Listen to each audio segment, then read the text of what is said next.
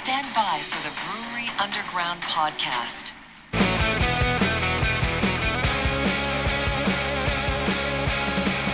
In Nashville's harbor wise, craft and brews will meet the skies. Stephen Scott, they lead the way. Brewery Underground, night and day. Raise your glass, let's ignite. In this city, we unite. Raise your glass, let's ignite. In this city, we unite. Well, hello there, everybody. Hello. Hello. Hello, Uncle La, la, la. Leo. Leo. Seinfeld reference for those of yes. you that are not familiar with Seinfeld. Seinfeld. Hey, this isn't a Seinfeld episode. though. It's not. We wish it was. Although it's like the second time we've talked about Seinfeld just today since we've been here. That's all right. It could turn into a Seinfeld episode. You never know. Yes, every day is a Seinfeld episode. At least there was a moment or two. That's all right. Yeah. Stephen Scott, we are at Mill Creek Brewing Company. in Nolensville, Tennessee. Yes. Yes. So glad we did this, or that we're doing this. It's something that's been on our kind of our bucket list for a while Yeah. to get down here, and we made it so. I could state the obvious What? and say we're the Brewery Underground podcast. I mean, if you're tuning into us, you probably know that already. I mean, you know. But if you're a new listener, you might be a maybe you newbie. don't, Yeah. or a new viewer, say hi to the camera. Hey, Well, we're not by ourselves. very happy to have the very lovely, very talented Ashley Gibson. She is the regional sales manager for Mill Creek Brewing here in Nolensville. Hello, Ashley. Hey guys. Hello. Thank you for being here. Oh, thank you for having me. This is fantastic. This is a pleasant surprise. We kind of were planning this, and then we reach out to you, and you're like, "Yeah, I'd love to do it." And we're like, "Yes, bonus content." It is a Yes. bonus, yeah. Yes. It's perfect. Totally. It's my first ever podcast. so, You're gonna be I'm- famous. I'm a wealth of beer knowledge, and I can't believe nobody's asked before. Well, we are going to scrape all that knowledge from your brain today. We're going to get it all out of you. One of the most fantastic things is a lot of times when Scott and I are doing Brewery Underground podcast episodes, we are across the computer screen. You know, from my house, he's at his house, so we Yep. don't always do this on location. Sometimes we do. And we talked about this particular one. Let's go to Mill Creek Brewing Yes, and find out all about them Right. because we've been here many times. we have. And we're gonna hit the 411 today. We knew it would be big enough. Yes. We Definitely a large space. we didn't. You think they could fit us in here? I think there's True. plenty of room. They could have put us anywhere in this building. There's so much room. So for people that are out of town and they're listening to us and they're saying, where the heck is Mill Creek? It's in Nolensville, Tennessee, which is south of Nashville and in Williamson County. And the other thing is, ding, ding, ding, Nolensville only has one brewery, and that is here at Mill Creek. Yes.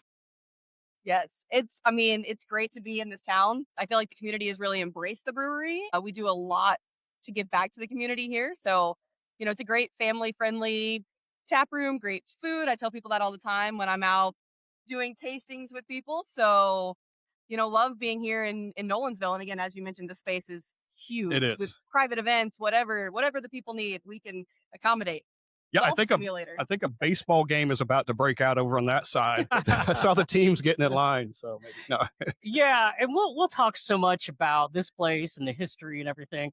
I wanted to begin with something because I think it's really relevant to the growth of this area and why Mill Creek has become such an entrenched part of the community. Now, we were talking before we hit the cameras here today, started a record button. I've been here many times. I've been in Nolensville for a while, as far as like I don't live here, but coming here, and I was pulling up some information from the U.S. Census Bureau recently. Little geekish, right? All right. But in 2010, the population here was more than 5,000 residents. Any idea now in 2026 what it is? Can you guess? Based on traffic getting here, I'm going to say it's a lot more. Yeah, the traffic indicates that it's maybe hundreds of thousands. 16,000 people Oh, It's triple. oh. now yeah. live in Nolensville, Tennessee. This place has grown so much. Hey, Scott and I were talking about this the other day. Like, I remember years ago, I would come through Nolensville, meet some friends, and there were a couple things you could do here. Martin's Barbecue, Mhm. still here down the street, great place, great food. And basically, what else? They got the Amish store. The Amish store. Yeah, but can you even talk about that from your perspective? Like, talk about the growth that's really helped this place. Yeah, I mean, the growth has been huge. I mean, lots of even bars and restaurants coming to this area who are even willing to feature our beer too, instead of saying, hey, they can go right over there and grab it. So why would we do that? But yeah, I mean, the foot traffic and really speaking to the family friendly aspect of it as well, it's just something that this community needs. I mean, the baseball fields and the park are right behind us here. So that helps. We do pizza nights, taco nights, stuff like that. Yeah, the growth and getting people in here has just been amazing. Yeah, if you look around right now, there literally are families surrounding us. Yes. I mean, and from the minute we got here today, and it's always been this way every time we've ever come here. It's very family Yes. friendly. I mean, parties of people are here. Whole It's- parties. They do live music, some of the greatest music as well. There's a band called Beacon that plays here. I have not personally been out to see them, but I have been told if you ever catch Beacon at Mill Creek, you should show up. And I'm like, okay, I'm putting it on my list to Okay. get back out here for Good that. to know. Good to know. Yeah. So for perspective, as Scott just said, so it is about, we're recording this on a Sunday and it's a little after 1:30. You open at noon. This place is already getting pretty crowded Yeah. here. Oh, yeah. I've been here before on a weekend or even on a weekday where there's always a lot of crowds. And we talked about the family aspect. This is such a great brewery where it's encouraged. Bring the family. There's a lot of things for the kids to do, a lot of things for the families to do. Can you talk a little bit more about that? Yeah. Yeah, we have a golf simulator in the back that you can book. Yeah. There's a whole area in the back for the children to kind of run around. We have a patio out Yep. front here. And it's just a great spot. I feel like, especially in suburban communities of Nashville, it's something that you have to bring to the table. And there's, a lot of talk amongst breweries of, are we family friendly? Are we not? And we in this community are definitely embracing that aspect of it. Even with the food, people are like, you have a food truck in your brewery? Yes, We're you like, do. yes, we do. Yep. And the food is fantastic. Families can come and hang out, meet up with their friends, let the kids run around. And that's just great for everything that we're doing here. Yeah, we just killed a couple of smash burgers a little while ago before we Yeah. got on here, and I can attest it is awesome food. Yeah, I was going to ask you, what's your favorite on the food truck there? The smash burger or Yeah. the wings. The wings? Yeah. The wings are fantastic. They even have some cauliflower wings. And when I first was like introduced to these, I was like, we're just gonna eat cauliflower? Like, what's happening? But the cauliflower wings are fantastic. The smash burger I think is award winning. I believe somebody told me that. It should be. I'll give them an award if they don't have one already. We'll give them one. Yes. A Brewery Underground Podcast Award for. Yeah, it was Best funny. smash I had it. I had it about a half hour ago before we started doing this podcast. I'm going, well, good for me. I'm glad I had it. Hopefully, I'm not going to have to take a nap Yeah, in a few minutes or anything I'll like kick that. you under the table. Don't No, worry. no, I'll we, wake you up. we've got our fun guest here, and she's going to be fantastic. We're also drinking beer. We are drinking beer. Scott and I already had the Dunkel, and so we're already drinking some beer. This Dunkel is new, right? The Dunkel is brand new. I actually just had it today for the first time. All right. So just came out of the tanks last week, I believe. And hey, when Aaron is our brewer, once he told me he was making a Dunkel, I was like, I am here for that. It's one of my favorite styles of beer. Yep. And so, yeah, I just had it today for the first time and I love it. It's chocolate. It's malty. And it is a Dunkel lager.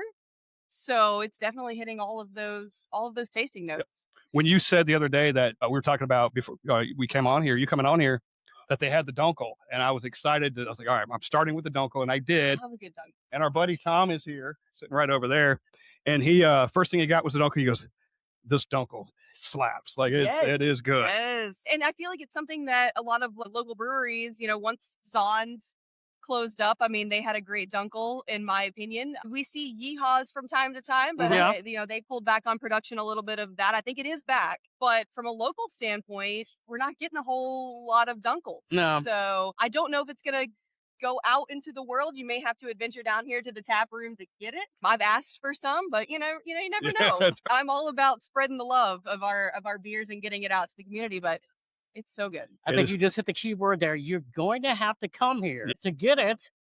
Bring them in. That's Bring right. them in. Let's go. So if you're living anywhere in the area or you're coming into the area, come to Mill Creek or get all the beer. Get all the beer. Yeah. Lots of tap room exclusives. Yeah, and don't think that Nolensville is too far away. Look, it takes forever to get anywhere in Nashville. So why just put this on your list too? I mean, what's the difference? I mean, to me, I live in Old Hickory, so it's a 45-minute drive for me. Mileage wise, it's not that far. Right. It's the back roads, but I Yep. promise you, it will be one of like the most beautiful drives you've ever been on to get out here.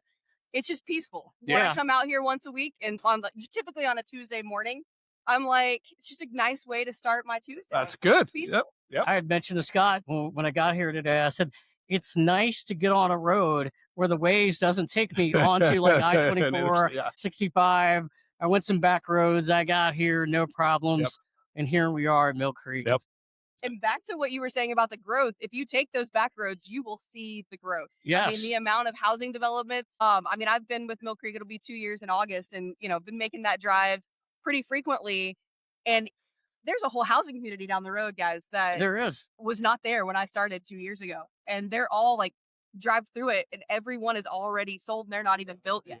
Yeah, in fact, Jeez. right around the corner, I know they've been building it for a while. I don't know how many months it's been open, or maybe for a while, because I hadn't come that way for a while, the other direction. But there's a big Publix grocery store that opened up, and then there's Yes. other shops and everything else. Yep. This entire area, as we talked about with the number of people, over 16,000 that now live here, and I don't know if Mill Creek can hold 16,000 people.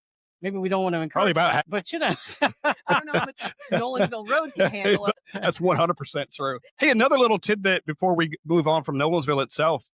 If anybody recognizes the name and don't know why they Nolensville, Tennessee sounds familiar, think about the Little League World Series a couple of years ago. They made national news, and I think they went pretty far into the Little League World Series. And I know there's a banner hanging up over here dedicated to them. So I think a couple of years in a row they were kind of nationally Yeah, talked about. it really is. It's a big family-friendly community, Nolensville is. Yes. Yeah, it's great. Yeah. Again, seeing the families when we come in here for all the events. Yep. And just, it's a great place for your kids to hang out, and you can hang out and have great food and adult beverages. There might be a birthday party going on at some point, or a soccer game may have gotten out at some point. It's great. Hey, people get married here. Do they? People get married here. It's like, why would you mix the good with the bad? Anyway, that's a whole nother. the beer is the good part. It's a shame. It's a shame there wasn't a wedding going on today. Maybe That would be we could great. do some play-by-play. That would be Did she great. really say I do? Maybe she not. Or did she Yes. not? That's right. Now sitting down with us is the new bride and groom. Let's see how things going, guys. I want out. Well, great for right now because they have great beer. That's exactly right. They leave here. Sure, you might see her running down the That's road right. over here. Back to reality. Straight into the ballpark over there. Hey, can you tell us a little bit about your background, how you got to Mill Creek? Yeah, it's kind of crazy to think about. When I went out into the world after college, I graduated from Tennessee Tech University. I have an accounting degree, technically. I love data, I love numbers, but I did not enjoy, sitting behind a desk. And so from there, I opened my own gym. I've always been into fitness, CrossFit, things like that. And, as many people know, owning your own business, it's tough to get off the ground. So I picked up a job at a local craft beer tap room in the Nashville Farmers Market. A little shout out to the Picnic Tap. Yep. Yeah. That's how I Um, got to know you. Actually, I met you for the first time over there. Yes, I mean it's a great spot. A little bit touristy these days. Parking is a little tough. I went by there yesterday and I was like, I just need to drop something off. There is nowhere to park. But they have 15 taps, and their whole plug is local beer.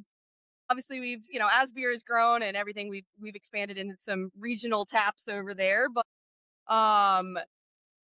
that's where I got most of my knowledge from. I worked there just kind of part-time. I started there one night a month. That's what I did for the longest time. And then in 2021, 2022, somewhere in that ballpark, I took over managing that establishment and getting to know the wonderful people in the beer industry, the supplier reps that are out there. And then again, that's where all of my beer knowledge comes from. From there, I just kind of turned beer into a passion, into a hobby, and my partner hates it, but we only travel for beer. when I plan vacations, it's because we want to go to this brewery. We're going to Fort Walton Beach this weekend. Shout out to Woodfoot. I'm coming for you. I'm super excited. I've never had any of their stuff. I've met the owner, I believe, a couple times at Barrique, but I've never been. So excited to check that out. Yeah, I just love finding new beer, love tasting the beer. Ended up at Mill Creek. That was a long-winded way back to where your original question, but ended up in Mill Creek because of working literally at the tap room. There was another supplier rep who would repeatedly come in and, sell me products like as on the buyer side and she had offered me a job a couple times to come work for a company called Countermeasures. They are local here in Williams County, Franklin, Tennessee. And I turned her down 5 times. I was like, no, I love my craft beer tap room. I'm happy here. And then as I've gotten older, I started kind of looking at my life and I was like, I don't not want to bartend forever. Yeah. So what's next? And she came in on a Friday night and it maybe just happened to be the right Friday night. But she said a couple of words to me in that night that changed my mind about maybe taking the job that she was offering. And those words were, you could represent Mill Creek Brewing Company. And I was like, what? Local beer? Nice. Fantastic. So I interviewed the next week. I started 2 weeks later and here we are. It's been almost 2 years. That's amazing. That's awesome. Quick story about you at the picnic tap. I walked in one day and you knew my name already. And I go, I was like, how do you know my name? She goes, oh, I follow you guys. And I was like, you're like the first person ever said that, like, followed us or whatever. And I'll always remember that. So, I mean, you guys are kind of living out a little side piece of my dream here, and I love beer. Again, my partner, we've talked about, beer podcasting and beer influencing, I think they call it these days. Yeah. But for me, it's really just, I just love sharing beer with people and, good and all beer. It doesn't matter.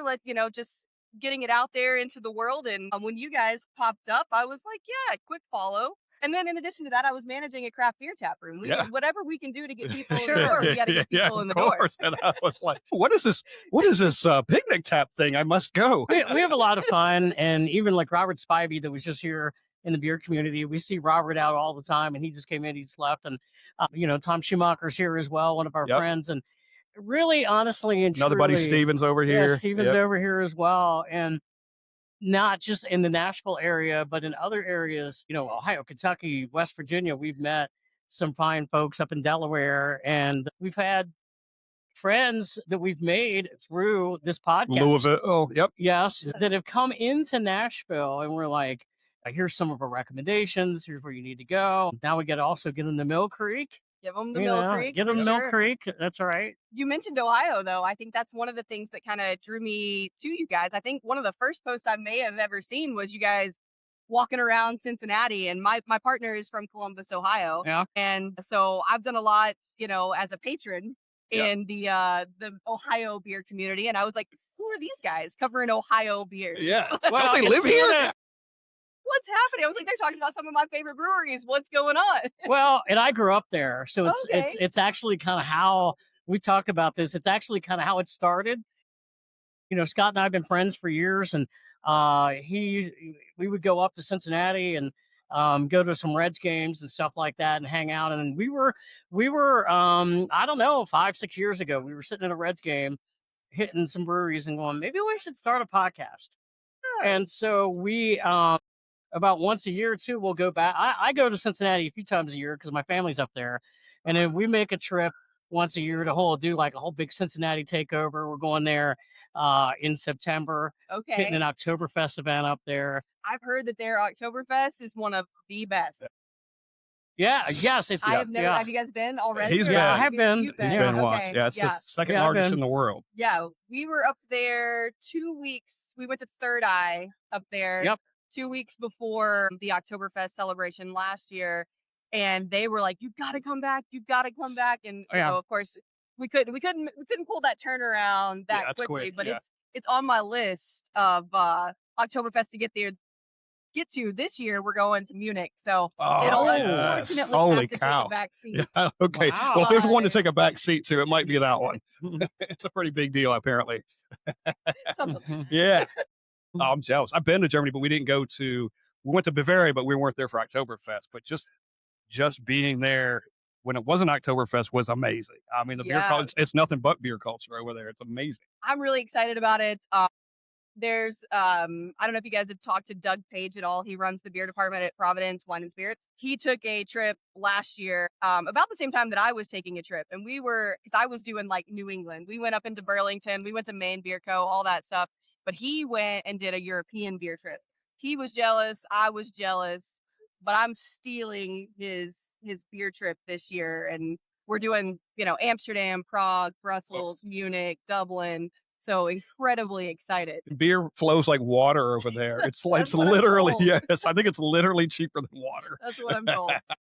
Oh, staying on the subject of Oktoberfest, it'll be around the corner here soon. We actually just got into one of our first 90-degree days Oh, in Nashville. It'll be 90 degrees to 100 now to the end of September in Nashville. But Oktoberfest season is not that far off No. either. Any special plans? Anything going to be happening in Mill Creek when Oktoberfest season happens? Yes. Oh, it's actually funny that you say that, because we run about 2 seasonals a quarter out into the market. Unfortunately, the ones between like the summer seasonals always get cut short because, well, it's August. And so therefore we must be out in the market with Yes. pumpkin Yep. and Oktoberfest. Yep. And so those words are already coming out of my mouth when I'm out in the market talking to people, and they're just staring at me. And then you see the realization where it's like, oh, she's not kidding. Like, Yeah. that's going to be here very, very soon. Yeah. because it is August. It's literally August. August. Last year, so our pumpkin is slightly different than most people. We do a pumpkin cream ale. So it's a little bit sweeter. It's a little bit more vanilla, not just that like punch you in the face kind of spice. And we were sold out of pumpkin by the second week of September last year. It's- Pumpkin season, Oktoberfest season will be here. But here at the brewery, we, again, opening up to all the families and everything, we do a big celebration here. Dressed up. This whole place is packed front to back, if you can believe that, with how much space. So that's pretty much all of Nolensville. all 16,000 people are in They're all this going to come here. and yeah, it's just a really, really great time. I believe our Oktoberfest beer is talk about Dunkel being one of my favorite styles. Oktoberfest is one of my favorite styles as well. And I like ours. It's not overly thick, so I feel like I can have 2 or 3 without feeling like I've eaten a loaf of bread. Yeah. And I enjoy being able to have 2 or 3. So, but yeah, watch the social medias. We have a huge Oktoberfest here.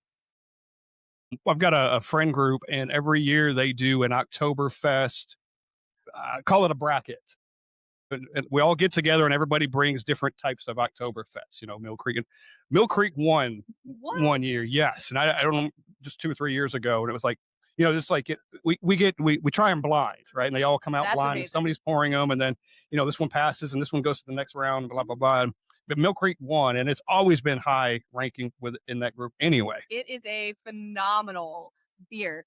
And honestly, this will be a little, I don't know how this will look on my part, as a representative of Mill Creek, but I had never tried it before. And I started working for them, and I was at a tasting. It was early October-ish. And so all year, I look forward to fest season. And I had never even had Mill Creek. I've been selling it for 2 months at this point. And I'm at this tasting, and I'm like, maybe I should taste this. And that particular year, this was 2 years ago, I was struggling to find one that I liked. I felt like some of them had gotten a little syrupy. Maybe the flavor wasn't coming through enough. And I'm standing at this tasting, and I have just a little, thimble cup. And I'm like, oh my gosh, I've been sleeping on my own beer. What are you talking about? Wow, But it is by far one of the best Oktoberfest beers I've ever had. it is really good. And when I see it in the grocery stores come fall, it's like, Yeah. run out and get it, or come to Mill Creek. Come to Mill Creek and get it. Yes. Excuse me. You had mentioned that Oktoberfest and some of the folks that are kind of look at you like, is it that time already? But we love having the conversation of when is the perfect time to start putting out that Oktoberfest beer at a brewery and distributing it as well? Yeah, that's a great question. Everybody's trying to be Sam Adams. Sam Adams is like the Starbucks of Yep.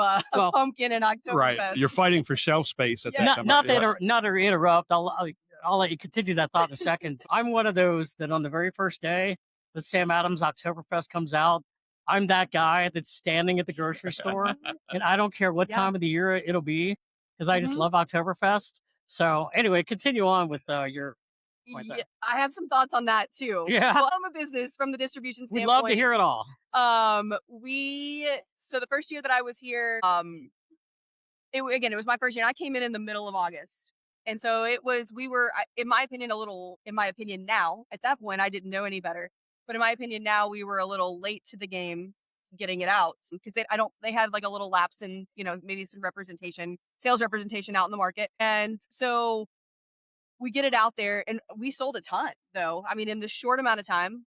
The one thing that I will say about that is that there were bars and restaurants that were still appreciative that we had some in October, because a lot of them don't make it to October. And I told you last time we were out of pumpkin in September.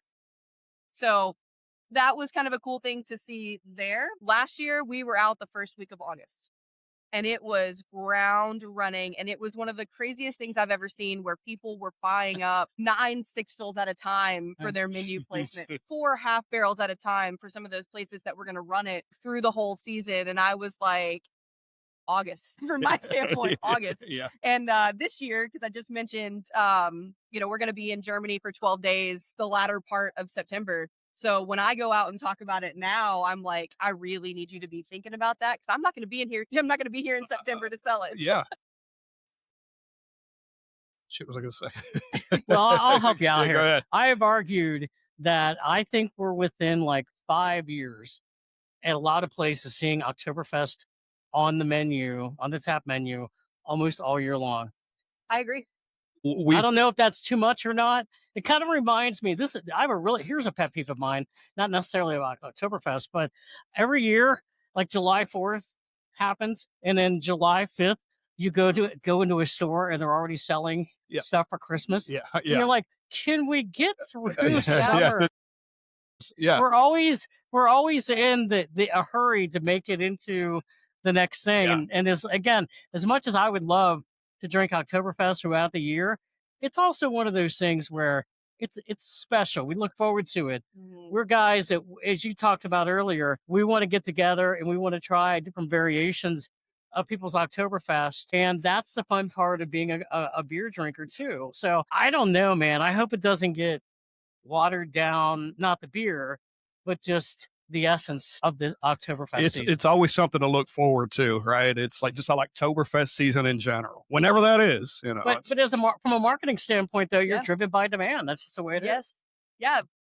So from the marketing standpoint, yes, but even from my, being a personal beer consumer, and as, even from the buyer's standpoint, right? So when I was at the picnic tap, I was like, I am not putting Oktoberfest on in August. Why would I do that? Come on. Yeah, What's happening? that's silly. Pumpkin beer right now? And then 2 years ago, we took a trip up to Delaware. Love coastal Delaware. And you can probably guess why we were going, because we went to Dogfish Head, and it was in August, and they were releasing their pumpkin beer. And I'm standing there and I'm like, why would I deprive myself of this delicious pumpkin beer? It's August. I typically had a personal thing where I would not drink any Oktoberfest or pumpkin until September, but it was standing there in Dogfish Head where I completely let that all go. We proceeded to have a lot of pumpkin beer at Dogfish Head, and after that, I'm like, now I'm on the train. Yeah. I will not deprive myself of Oktoberfest and pumpkin. It's only here for a certain season, so August 1, I'm ready. Pumpkin beer, let's go. Yeah, even if you say if you say, hey, I'm going to wait a couple of weeks before I even go buy it, you might not get it. Like you That's said, true. you might run out. That is Somebody's going to true. run out. I know what I was going to say earlier. If somebody asks, well, why don't you just make more? Mm. Hey, you're going to run out. Why don't you just make twice as much? How come we don't do that? How come we don't do that? Because then there's the opposite effect, where That's then right. you are selling Oktoberfest all year long, and it's losing its novelty. that kind Right. of stuff. I am one that would drink an Oktoberfest all year, though. But again, I'm personally about the nostalgia, kind of like we just talked about of that time of year. We don't want to over make it all because then we get stuck with it. Yep, that's it. And we don't want to do that. Literally, and brewers have talked about this about other seasonal beers too. It's like literally the next day when it's over, you're kind of stuck with it. People aren't drinking it anymore for the most part. And that's crazy. When it's over, it's over. Like there is no selling it. Yeah. November 1, you can still sell some pumpkin. Sell some pumpkin up to Thanksgiving. But October or November 1, you're done. Like somebody sees an Oktoberfest on the menu and they're like, well, that must not be any good. You're right. It's got to be Why old. it's still there. I would love to pivot to a different beer style that you all have on your menu right now, and it is popular this time of the year. It is the Mexican lager. Okay. We again, Scott and I, we'll go out and like, you see that Mexican lager? Got to get it, and we'll get it. We'll get it here today. And don't have it yet, but plan to. Why do you think Mexican lagers have become such a big deal in the brewery scene? I think it's something that's relatable. It's funny when I love brewing and I could talk science and all the nerdy beer geek talk with just about anyone, but from a consumer standpoint, that's not like what they're looking for, right? So even at the tap room, even in sales, I talk a lot about things that people can relate to. Everybody knows what Corona is. Everybody knows what Modelo is. Everybody knows what Pacifico is. Yeah. And when you can get that in craft form, I think that's what people are looking for. It's light, it's crisp, it's refreshing. Drop a lime in there and you found your beach, right? Yeah. And so it's just a way for the craft industry to kind of take a little piece of that. We have definitely come across a lot of Mexican lagers in the past couple of years, and Yeah. it's just one of those. It's like, damn, they're good.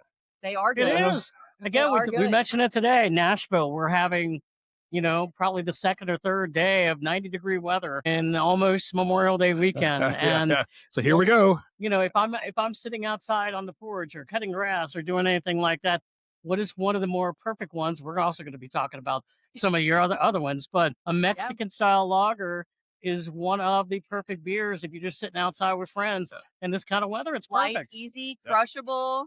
And we have Del Rey. That's our Mexican lager. And to me, Del Rey kind of gets passed over a little bit. I'd love to sell some more of it into the market, especially with the heyday that Mexican lagers is having. And we recently kind of just did a little rejuvenation on it. It's not quite as sweet as it used to be. So definitely, if nobody's tried a Del Rey recently, try it. It's a little bit different, a little more crisp. I say crisp, but I also am going to say soft at the same time. Mm-hmm. Just a little bit of like natural carbonation happening with it as well. And I know you're going to ask about other beers, but while you still have some in your glass here, let's talk about this beer you've got right here. And if anybody knows of Mill Creek beer, they've heard of this beer and they've probably had this beer. And it's Little Darling. However, tell us something. This looks a little different. I wouldn't have known that was Little Darling unless you told me. Yeah. So again, I'm gonna kind of revert back to my buying days a little bit and Little Darlin. And so when I kind of started with Mill Creek, I was like, guys, sometimes like I want that just big, juicy, refreshing, like flavor and look out of the beer. And sometimes it's not always there. So what are we gonna do with this beer? This was the bread and butter, right? Little Darling kind of started it all. Was the big like rocket ship for Mill Creek. And when I'm out there talking about it, people are like, oh, yeah, Little Darling, that's one of my favorite beers. But I'll immediately say, well, why aren't you drinking it anymore? And they'll be like, oh, well, I kind of forgot about it, or this is missing a little bit of orange flavor, right? Like it just kind of it just wasn't there for me anymore. And I'm like, okay. And so, I talked to 40 accounts plus a week and brought this information, this wealth of knowledge back into the brewery. And I cannot say enough. I mean, Aaron, our brewer, is absolutely phenomenal. Again, we'll get into that a little bit more when we talk about the newer beers. But this was kind of one of the things that I was very much like, we've got to do something. We've got to get this unfiltered look back and all that flavoring. And so Aaron and the KP and Mark here, they really took that to heart. And we've tried various things. And this is what the people wanted. This is what the people were asking for, was this, again, unfiltered orange kind of bomb, and that's what they got. Can you show that camera? Let's pretend to Yeah. show it's like totally a different color than I remember. Yeah, it's not clear. Yep. It's not clear. And you guys do variations of that beer too. I know you've done a mango. I know you've done a peach. I mean, the possibilities got to be endless for that. I don't know how many of you guys have actually done with Little Darling, but Well, and of course, I'm looking at your website right now. So it's Little Darlin, Peachy, and Mango, which is what you have on tap here today. So are there other? I think you kind of asked that, other variations as well, or maybe others that are going to be coming out as an extension. Those are the only 3 variations right now. I would love to see some more, you know. Jackalopes got some Lovebird with the strawberry raspberry going on, good, and yep. you know, I'd love to see a raspberry Darlin. Like that sounds Yes, delicious. yeah. But as of right now, those are the only 3. Little Darlin is having a little bit of a heyday right now with the kind of the growth of the new beers, and people kind of like that's helping jog their memory, and they're like, oh yeah, Little Darlin. So they're picking that up now too. And now with this like awesome unfiltered look and flavor that it has, it's really kind of sticking with people. Peachy Darlin is one we only do kind of like a small run of that, like out into the world, but tap room. And then Mango Darlin, that is the only place right here in the tap room is the only place you can get that Mango Darlin. Okay. Or there's one other secret. So we do a Little Darlin variety pack. It's a 15 pack, and it has the Mango Darlin in it. Very few places have it, maybe like Midtown Cork Dorks, R&B right up the street. But that is the only place outside of this tap room that you can get the Mango Darlin is in that variety pack. Where is that balance for you as far as where you want to distribute some of these beers? Because your reach, can you talk a little bit about your reach as far as like where you can get the Mill Creek brand in this particular area, other areas as well? Yeah, so our reach changed a little bit when Bounty and Ajax merged. So we lost a couple of counties when that happened. So we're no longer in Sumner County. But I mean, there's still 6 counties in and around Nashville, all the way out to Columbia, Lebanon, all the way down into Murfreesboro, Eagleville Grocery. I mean, all as far south as that, as far north as maybe Dixon. We don't go super far north. That ended up being kind of in a different county. But I mean, it's a pretty widespread reach here in Middle Tennessee. But how cool is it though when I don't know if you're here when you hear this, but I'm sure the folks that work here where they say, "Hey, I was at this package store and I had to get here and try it on tap." That has to be Yeah. pretty satisfying, and I'm sure you all probably hear that at times. We definitely hear that. Or, I mean, people do travel with our beer too. Yeah. I know we used to distribute out in Knoxville. My cousin out there and her husband have been really big in the beer community out there working with a couple casual pints and stuff. And I frequently hear, hey, you know, will you bring me some Mill Creek? Like, can we get some Mill Creek, and I'll give them some samples when I go home for Christmas and things like that. So the reach is really great. And even yesterday I was at a festival and I was talking to a guy from Aaron, Tennessee, and he was like, he's like, I'd love to have this Hellas lager out there. So I was like, here's a sample. I can't quite come and see you. That's a little far for my it's a little far for my driving distance, but let your Ajax rep know. there you go. Yeah, great demand. Yes, exactly. But he was like, yeah, this is fantastic. Yeah, and the Hellas is actually one that, as I'm looking again, you all have on tap right now. The hell, as a matter of fact, when we ran into you at Cabin Fever Beer Fest in February, which Yeah. was a beautiful day. I still think back on that. Like it was Literally a 70 beautiful day. in Yeah, February, like which 70 degrees. was awesome. And you had introduced us at that time to the Hellas. You guys had the Hellas there, and you had the West Coast Diesel there at the same time. Yeah. Brand new beers for you at that time, right? And I mean, it's still new for you now, but awesome beers.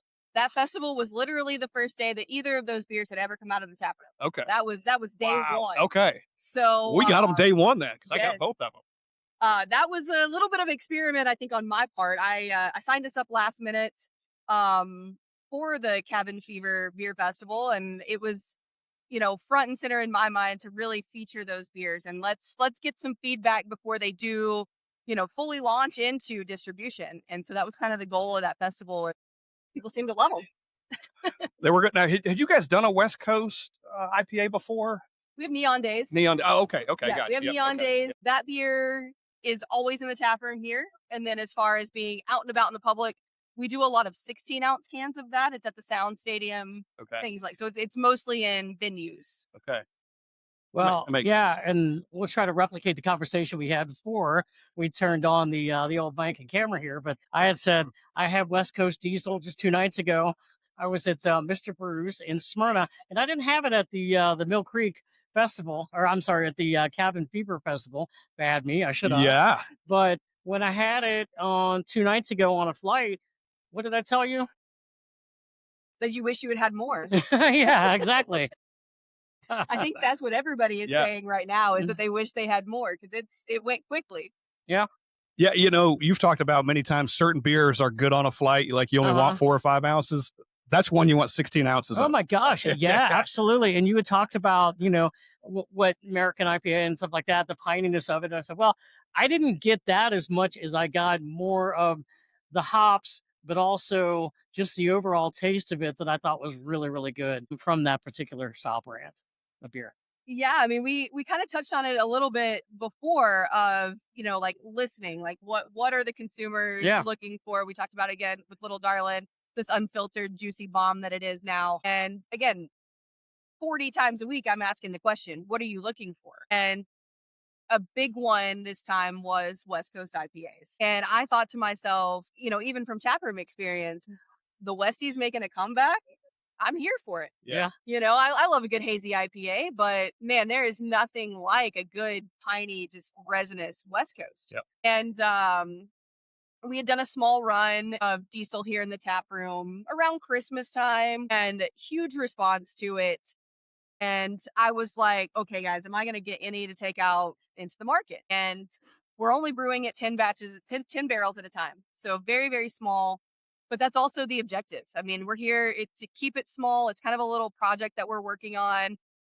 Me in the sales and marketing world, I'm hoping that it's going to become the next, if you know, drop out there. Yeah. We'll see if that happens. But yeah, we had just a small amount of it. We put it out into the world. So if you find it, it's kind of a bit of a rarity out there. So definitely grab it.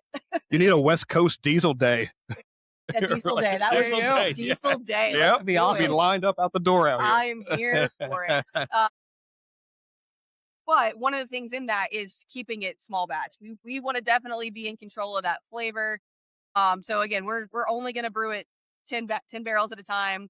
The next one it's actually in the tank back there right now, and we're looking for second week, maybe even first week of June when we'll get some more of it. But I already have tap rooms already asking me, when's it coming back? When's it coming back?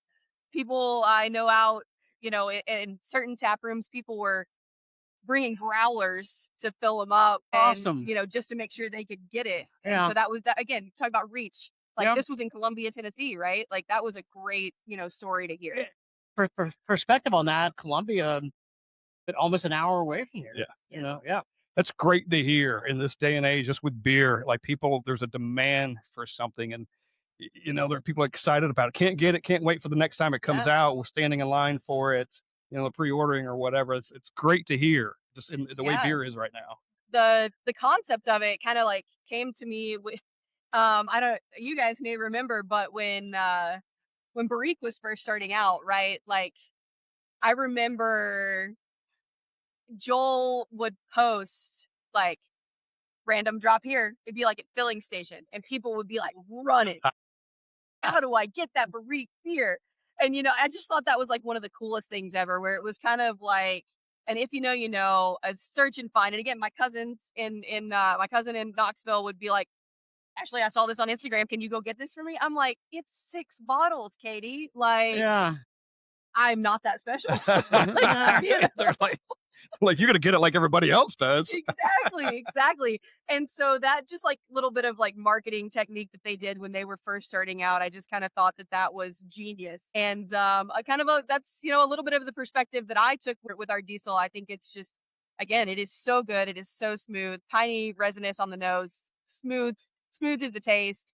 I mean, I even have IPA people who don't drink IPAs who are like, this is phenomenal. Even Marty, you were talking about getting it at Mr. Brew's. Yep. Marty was like, I'm not a big IPA guy, but holy cow, this is In good. fact, he was talking the other night. I mean, I talked to Marty because we had them on a podcast recently. And I talked to Marty and I said, man, I got it. I got the diesel. And he was mentioning you in very flattering terms. The other IPA brand that you have, and I was making sure before we came here, and we try to do that market research for our podcast, make sure we have everything. And It's called drinking the beer. Yeah. That's The beer. It's really See, look, you guys are living my dream. I told you. Market research, I got this. I know, I got it. So, we're sitting there the other day and I go into the grocery store and I'm like, I'm sitting where I go, Kroger, Publix, wherever, in my area, I can usually see something Mill Creek, right? And we talked about the Mexican lagers being a big deal this time of the year.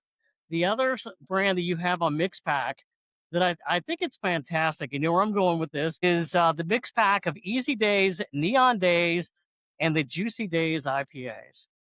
Yes. Do you have some of you got some show and tell cans over there? Do you have some of those there just so we can see something in the packaging on them? I will say one thing about the mix pack. The mix packs, we do have the Days Craze series. Yeah. That is one of the only ways to get Easy Days. Yeah. We talk about low ABV beers being a thing right now. That is a delicious IPA at 4.5% right there. And it is 4.5%. It is packed full of hops. So if you see that Days Craze pack out there, that's, one of the best ways that you can get the Easy Days. And then I'll take a moment for Juicy Days because it is another one of those beers like we talked about here with Darlin, where our brewer kind of put a little bit of love and effort into that beer. It is, also now a little bit softer than it used to be. I just actually created a poster to put up in a restaurant for Juicy Days, and it says soft, crushable on the poster. And I was in the establishment and they were like, what does that mean? And I was like, well, let's just try it. And they tasted it and they're like, and it helps bring through some of that. Ours is a little bit more tangerine, I guess, rather than orange flavored, which is a little bit different than some of the hazies that you'll see kind of in the market.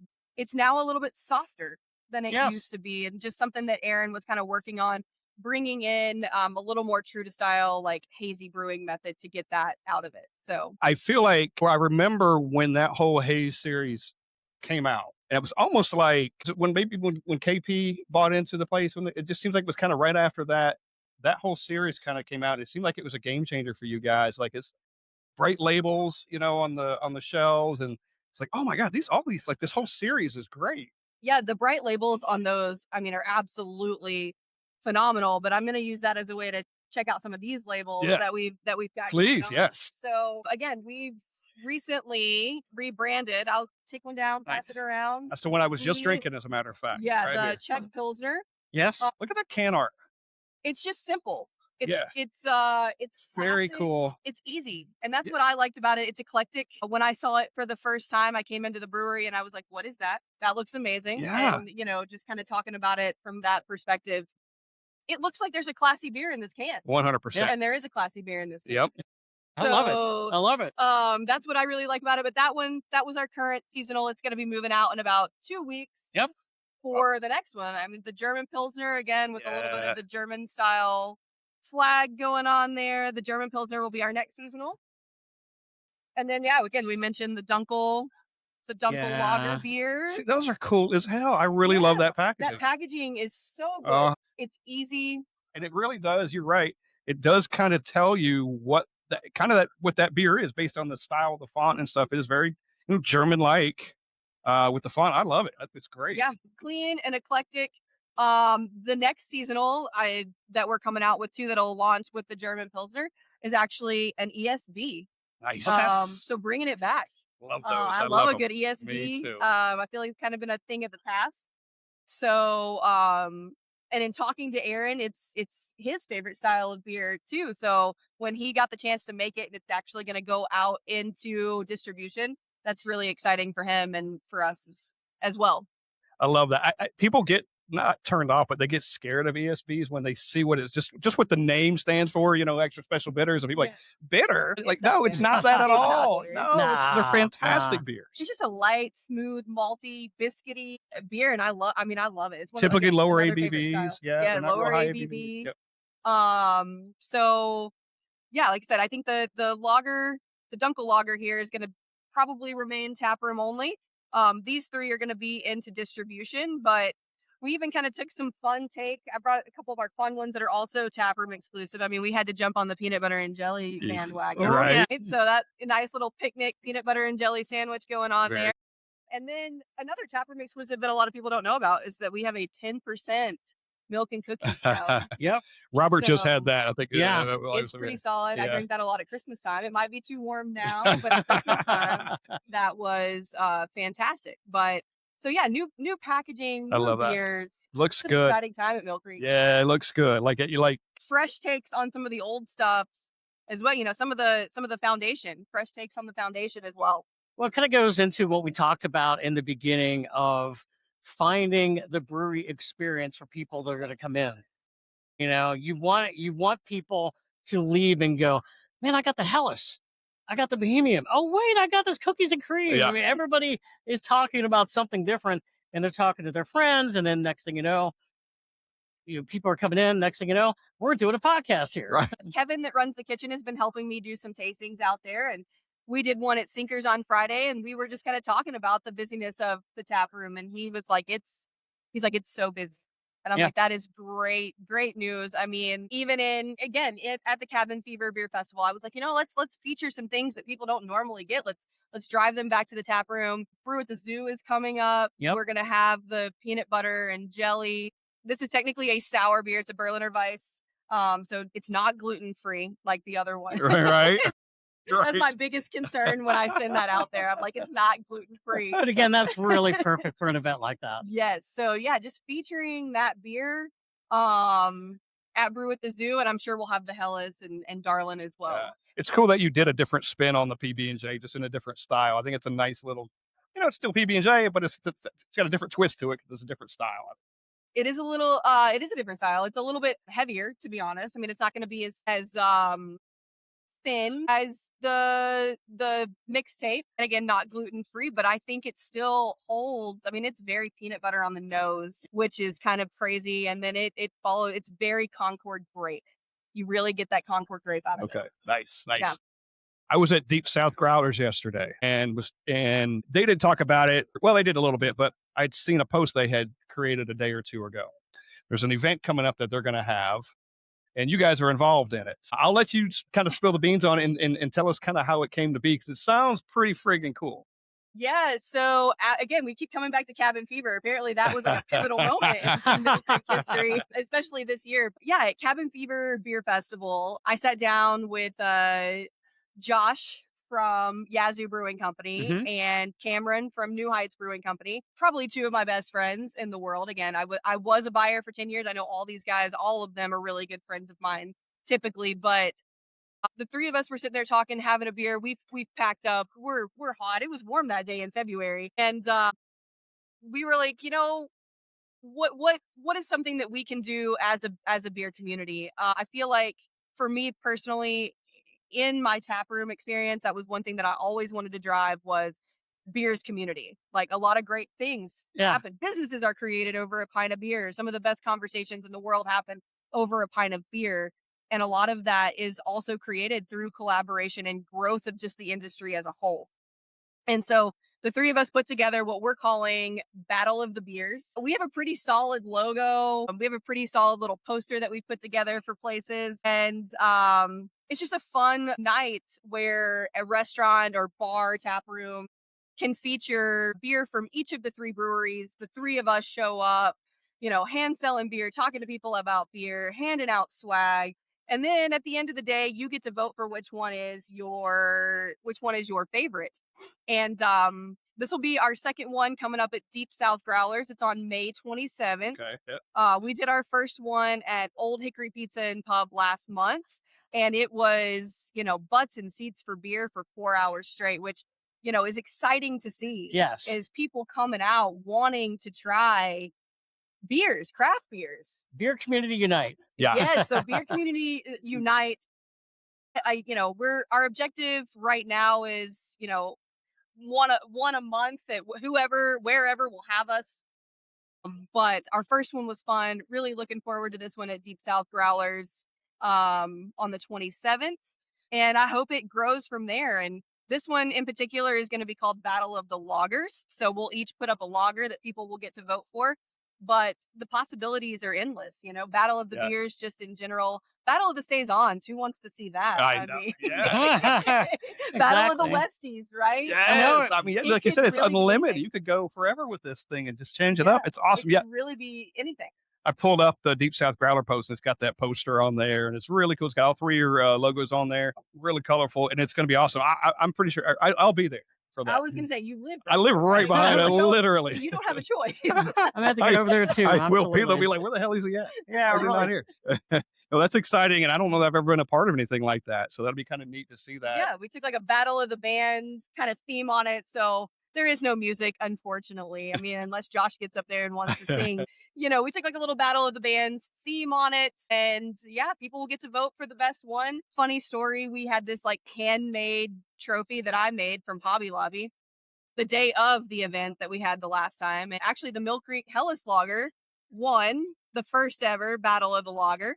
And I broke the trophy in the first 5 seconds that I had it. So Can't have anything nice, can you? This is why we can't have nice things. We're currently working on getting a plastic trophy made, so it cannot be broken because the other one was glass. Is that something you'll trade between each other as they win, as you win Yes. or whatever? Okay. It was funny. We KP and I went out into the market. We went into the airport to do some kind of just hand out some t-shirts and support those accounts. And KP, as we're walking out of the airport, KP's like, you should bring that trophy to the tap room so we can put it up. And I was like, I can't. That's all I said. That's funny. That's all I said. You're like, I hope they don't ask about it. Yeah, exactly. He goes, well, why not? Yeah. I said, well, because it's in 1,000 pieces of glass on the old hickory pizza floor. Oh my God.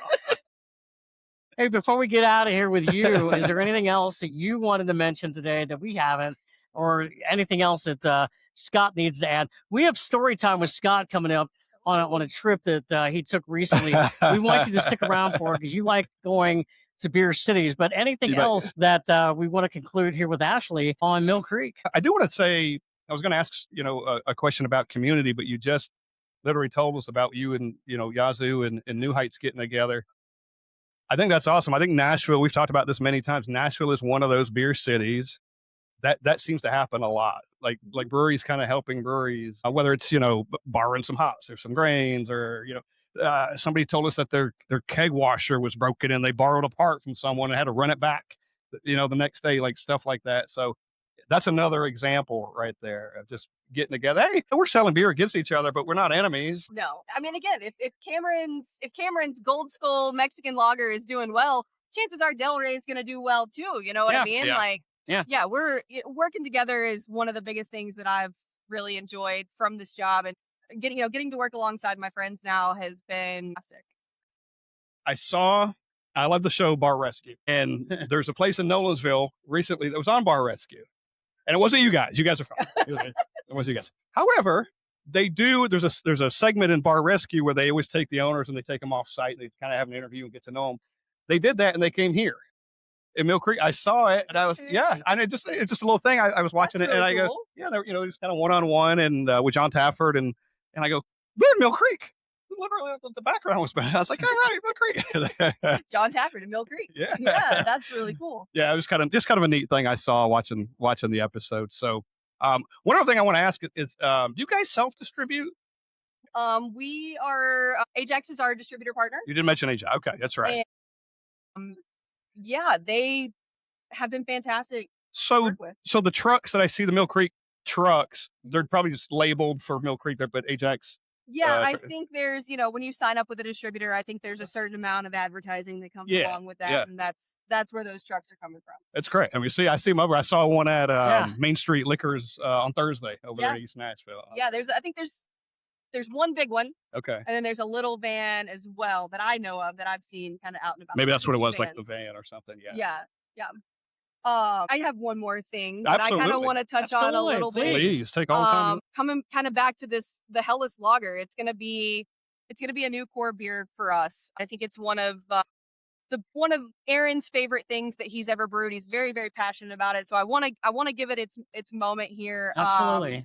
When he was kind of revamping these recipes and really getting back to like some true to style brewing methods for whatever style of beer, this beer came up. And in that, he had a little bit of a mentor. His name is Fred Schreier, or Scheer, Fred Scheer, but he is a German brewmaster. He's a malt specialist. He's done a lot with packaging and things like that, but he helped make this beer and he brewed it with us the first couple of times. And so, I mean, it's about as German as you can get without crossing the pond. It's clean, it's crisp, it's refreshing. I'm really excited to have it now and in my portfolio to have it on tap here. But it's light, it's crushable, it's clean, it's a little bit sweet, got that nice malt to it. So yeah, just kind of want to give the Hellas its shout out and time of day. Absolutely. I'm glad you did. And we love lagers. We've talked Yes. about lagers here. We showed a bunch of them. I mean, your menu's got several lagers on it. I mean, love to see that. And probably not something I would have recognized from Mill Creek years ago, but now it's like, man, this is awesome to see. Yeah. That's been a big push. Like again, a lot of the new beers are lagers. And it's really funny when I saw this can, it says like traditionally crafted, patiently lagered on it. Yeah. So a lot of people don't even know how there was no patience from me. We did a small run of this beer during Oktoberfest last year and it was so good. Yeah. I was like, Aaron, I had to market. Let's go. Right. And we had a little bit of a thing where we had to close down a little bit. We did a whole refresh, cleaning equipment, all that stuff at the beginning of the year. And it delayed me getting this by about 3 weeks. And so every week I was like, Is that always like the battle between brewers and salespeople? Kind of Yes. like, hey, Yeah. Oh, we want it yeah. out there. It's not ready yet. Yes, yes. Even the diesel, I'm like, Aaron, come on. I'm Absolutely. like, people are asking, let's go. But so it says patiently lagered, and it was patiently lagered and handcrafted by Aaron and Fred. It was not patiently lagered by Ashley. It was not patiently distributed by Ashley. Give me the That's damn okay. beer. That's okay. You Yes. can still So- claim involvement by talking about it. yes. But it is out now, and it will be out for forever. As long as the consumers will have it, it'll be out. There you go. Good. And that'll be everywhere, grocery stores and Grocery- whatnot. yeah, All right. grocery, all major liquor stores, bars. One thing I'm going to do next time I go to the grocery store is literally hunt for that stuff on the shelf to see your labeling at the grocery store. You know, again, the day series I could pick up easily, Right, because of the colorful right. stuff. This is going to be cool to see on shelves. It does look really great on a shelf set. Yeah, no doubt about it. Yeah. It's really cool. Awesome. Anything else, Ashley, that we didn't No. cover that you'd like to talk about, or no? Yeah. No, thanks, guys. Well, thanks for joining us. No. It was a quick hour. Yeah. Holy Thank cow. you. Oh, Thank it's been you. an hour? Maybe a little, maybe like. Okay. Wow. Well, if you don't mind, stick around for a second because you had mentioned about going to beer cities, and Scott just recently went to Asheville. He took a big beer trip there, and my question is, Scott, can you impress us how many breweries you went Okay. there? I went to 20 breweries Okay. in 3.5 days, 18 different breweries. And when I say that, I went to Burial 3 times, 4 times, but I went to 2 locations. So the downtown location I went to 3 times on different days, 18 different 18 different breweries in 3.5 days, 9 of which were new for me, 9 breweries for me. Like, I always got to go to Burial. I've been before. Went to White Labs was awesome. I Tried was awesome. New places I hadn't been to. Whistle Hop, amazing. Oh, really? on my It's list. Yeah. so good. They were so friendly Yeah. to us. They were friendly to us before we even got there. Just train cars, kind of make I'm up their so brewery. excited. It's so cool, and Yeah. the beer was really good too. And they had like they're very family friendly. They had like a miniature golf course out front and Yeah. all that stuff. So, an amazing trip. It's one I won't forget probably ever. And I'm kind of jealous of you going on, your journey out there, because Did it's you like, log how many beers you drank? I had on that 56 beers, 56 new beers while I was there. That's not counting the ones I may have had before. And most of them were not flights. A lot of times I go places and get flights, and you rack your numbers up. Most of these were pints. So we literally started somewhere every day at 11, and then we'd go till they closed every single day. So we packed in quite a bit in 3.5 days. Asheville's great. Have you been? Oh, I've been. I'm from East Tennessee. Okay. So, it's just a hop over the mountain. Love Asheville. Phenomenal beer city. I am very impressed by the amount of pints that you consume. We will go on our beer vacations and people will be like, did you guys do anything else? You must be wasted. And I'm like, no. Like we have mastered the art of the share a flight or the half pint. Sure. So that's kind of how we do it. But we'll go to 20 in a day. Yeah. And Hey. people will be like, how? Last year, we took a trip up to Ohio, 7 days, I think it was, 7 or 8 days. We went from Cincinnati to Cleveland. We had hit Akron Hop and Frog. We'd hit Great Lakes. We came back and Get back through to we Columbia. hit a brewery that apparently I can I say it? Yeah. Okay. So when I say who farted, I've laughed about that one now. So we It's went created there. a groundswell on this whole who I've farted created a thing. groundswell, right? Who farted? Yeah, there's a couple people that love that. No, man, we did that, and it was kind of like you get up, you have some breakfast, you have a good base, start out about noon, just pace yourself throughout the day. Next day, you get up and you do it all over again. And do it. Yeah. Yeah. It's my favorite vacation. Yeah. It's fun. I once took a trip to Savannah, Georgia by myself. Yeah. And I, we have one here. We have that hop, not the brew hop, but the green hop on, hop off trolley. Yeah. You know, like the Music City Brew Hop, that one? No, the different one. Not Okay. the beer specific one, the tourist specific one. Yes, I've So seen that that's one a already. nationwide, or at least Southeast company. Okay. And I went up and I got their map, and I was like, these are all the places that it goes to. And I'm like, this is like a $50 designated driver for the day. And I took that map and I was like, well, this brewery is right here off this stop, and this brewery is off this stop. So I just used the little tourist trolley as my designated Why driver not? for the day. Went to like 10 breweries that were off the stop, and it was fantastic. And when you're with the person or the people and they're there for the same reason, you know what I mean? Hey, we went into this thing like, this is going to be a brewery trip. Yeah. It's literally, I don't care about eating. I don't care about fancy restaurants at the end of the day. So they got food along the way. Great. But it's going to be brewery after brewery after brewery. And everybody had the same mentality. And it was no issue. Like, okay, what are we doing today? Which breweries are we going to today? Yes, that's exactly it. Nashville's got good food and stuff too. We didn't care about any of that. We just like beer. And that's the best. I mean, city, there's like 7 on one block, right? Yeah, right there in downtown. Start at the top there at Green Man and just work your way all the way around. It's just so many. And you look up, and we didn't go to as many as we maybe thought we would, but that's, literally put something on paper and then you're like, oh, we can do this.